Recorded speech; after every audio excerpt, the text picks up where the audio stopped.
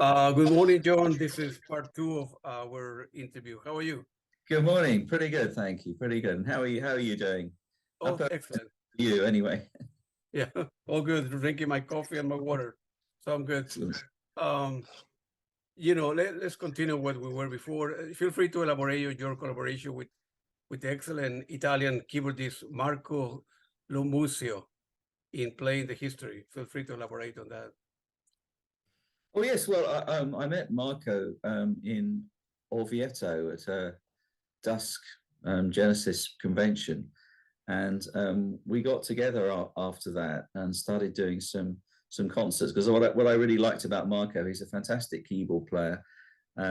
Plays, specializes in playing, the pipe organ, the classical organ that you would get in cathedrals and churches, especially.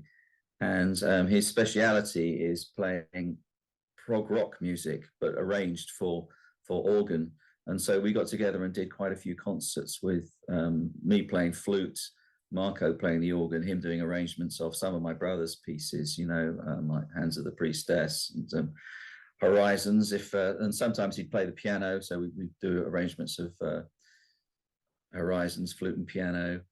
And we did a lot of concerts, and we have done around Italy particularly, and we also did a European tour, and it was thoroughly enjoyable and rewarding. If at times a bit loud, because sometimes you find yourself in some of these organ lofts where the organ console is up high in a church, and I'm stood there with my flute, and I'm right next to these huge great pipes. And you think rock bands are loud, but I tell you, when you stand next to some of these these organs, it's Yeah, no, it could be pretty loud. So he really knows how to turn it up to 11 if he needs to. So that's been an ongoing friendship that we've had. We've done a lot of concerts together. We did an album called On the Wings of the Wind, which was a selection of pieces that we'd worked on. Some of them are just straight classical things, an arrangement of Dance of the Blessed Spirits by Gluck, a Telemann sonata, and then some of Marco's own compositions. He's a very fine writer, and it's a particularly lovely piece that he wrote in memory of his mother, and a vocalise, that is. And then also some arrangements of my brother's pieces. And there's I think the album ends with an arrangement of After the Ordeal, the Genesis piece from Selling England by the Pound, with arranged for flute and organ. So that's on the Wings of the Wind. That's an album that I'm very proud of. And in fact, what happened was I didn't see Marco for a while because of the pandemic. Just before that, we'd done a concert, in a particularly lovely concert in a place called Cerqueto, which is near the Gran Sasso. So this is going north of Rome, and every year at Christmas time, they put on a nativity, and they tell the story of it's from creation through to the birth of Christ, and it's the most amazing show with lasers, light shows. It's a small, very small village, Cerqueto itself, up in the mountains. With, I think there's only about 60 inhabitants, but people come from miles around, and they many of the local people take part. So they dress up in costumes as like Roman soldiers. That they have real horses galloping in. And Marco and I played there a few years back. So this was just before the pandemic. And we were like the opening as it was getting dark, and people were arriving to watch this amazing show. And we were actually playing in the manger, where you get there was literally a donkey looking over my shoulder, a real donkey, and a cow. And we stood there in the stall, but with all the microphones and keyboards and everything, and a PA system, so that we could play this flute and keyboard music before people arrived. So that was with our friend Angelo over there. So that was quite an amazing experience. I don't think I've ever played in a manger before. I say in a manger, I mean in a stable with a manger. So it was. Yeah. Wow. unusual setting for for that kind of music. And then of course the pandemic hit, and I didn't see Marco for a long time, other than doing things over the net as you do. And then just recently he came over a few weeks ago, and we did a lovely concert up in Lancaster Priory, where we'd done a concert back in 2016, I think it was, and that was a beautiful setting. And this time my brother Steve joined us, and yeah, we did a very nice program there.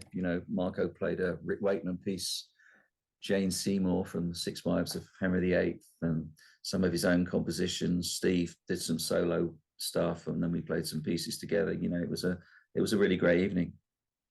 Good for you, man. It looks like it sounds like a beautiful place, a beautiful setting, and playing there where you were. So it's Yeah. There in Italy, there's so many places, so many corners, so many hidden towns behind a mountain or in front of a river.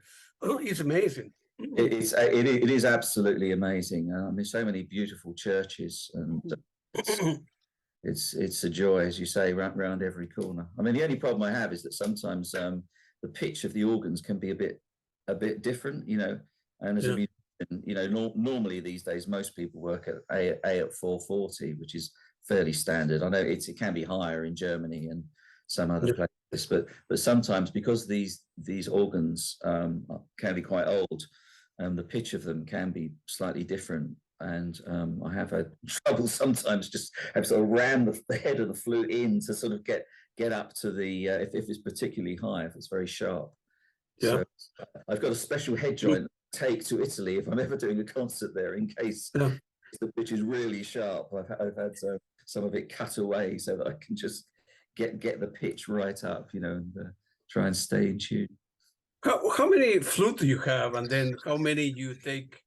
For example, when you went to the Trading Boundaries, or you go to a concert, is a particular of 4 or 5 that are? Yeah, I've got 2 main flutes that I use. I've got one which actually it's a vertical flute, because it's I play it sort of straight down rather than horizontal.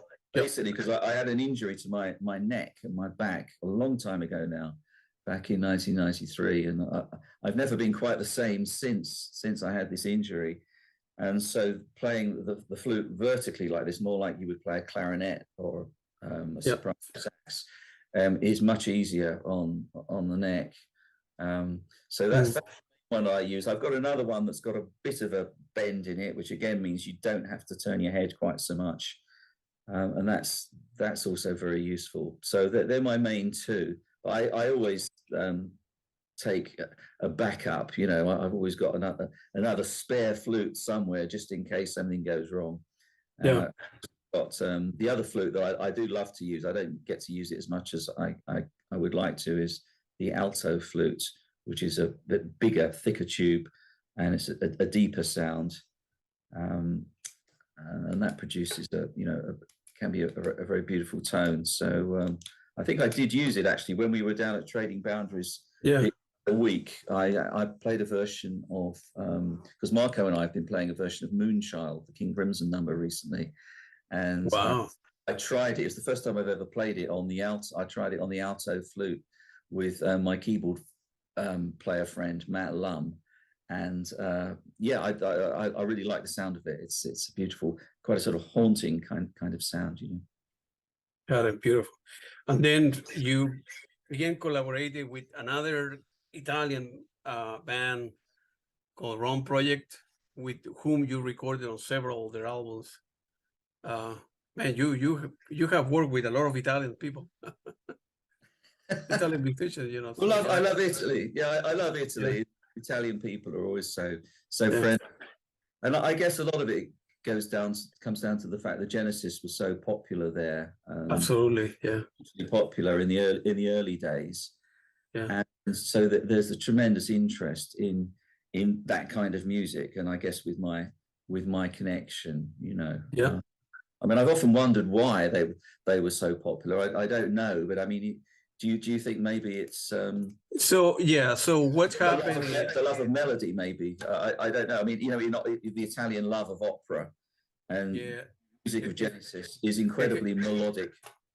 Yeah, and they in the 70s when Genesis became popular and started touring, there were many progressive bands in Italy, like PFM, Yes, of Liorme, course. and so on and so Yeah, forth. So yeah, Italians in general, because they love opera, they always have an interest in progressive rock. So yeah, when when Genesis start playing there, at the beginning, Genesis when let's see with Anthony, Tony Banks, Peter Gabriel, Mike Rutherford, they were playing in doing gigs in London at the beginning, 72, 73. They would fill an audience of 50, 100 people, small clubs, small coffee shop. And then all of a sudden, they convened to do some tours in Italy. And then all of a sudden, 5,000 people show up, or then 10,000. So it went from 50, 100 to 5,000 folks. And they did different gigs in Italy at the beginning. They became very, very popular. So always, Genesis has always been very popular in Italy. And then in your case, you mentioned, hey, somebody named Hackett is in town to do a concert. Everybody will, I suppose, rush in and do the gigs. Another example would be Peter Gabriel is going to be starting his tour in May, and he's doing the first show, I think, in Poland, and then second show he's going to doing two shows in Italy. The third one is Milan. The second one is escaping the name. I need to look it up, but they're sold out already. So yeah, any Genesis, yeah, So you yeah. could have you should have a second nationality there.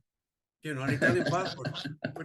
My wife loves Italy as well. We always Yeah, love yeah, going. We've got so many friends there. I mean, also, I mean, the band The Watch.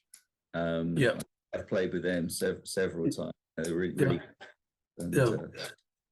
yeah, And also every time that Steve, your brother, goes there, yeah, every show is sold out. So yeah.